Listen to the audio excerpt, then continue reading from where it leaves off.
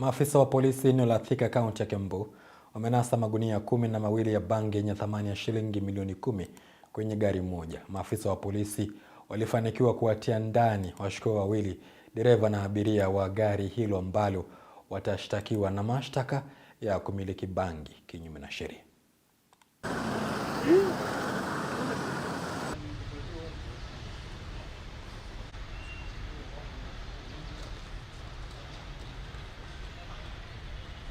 Officers wetu wakiwa hali ya patrol area ya Kimushu Kiganjo waliweza kupata gari moja yenye iko hapa yenye ilikuwa imeegeshwa kando.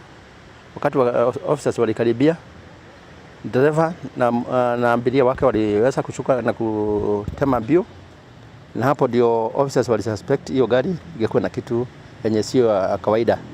Walipoangalia ndani waliweza kupata hii magunia 12 yote yenye imewekwa bangi yenye imekadiriwa kuwa ya thamani ya karibu milioni 10. Gari iliweza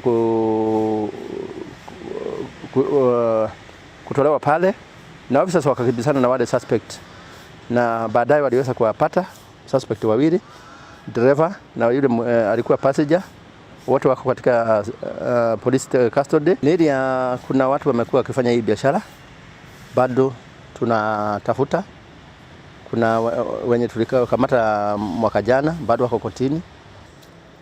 Kwenye mwenye angefikiria kufanya hiyo biashara ajue hana nafasi katika area ya Thika, sababu tuko macho, tunang'ang'ana usiku na mchana kuhakikisha hakuna biashara ya bangi itaendelea hii area. Na ndio unaweza kupata, hii ni mara ya pili tumepata kiwango kama hii ya bangi, kumaanisha tumejitolea.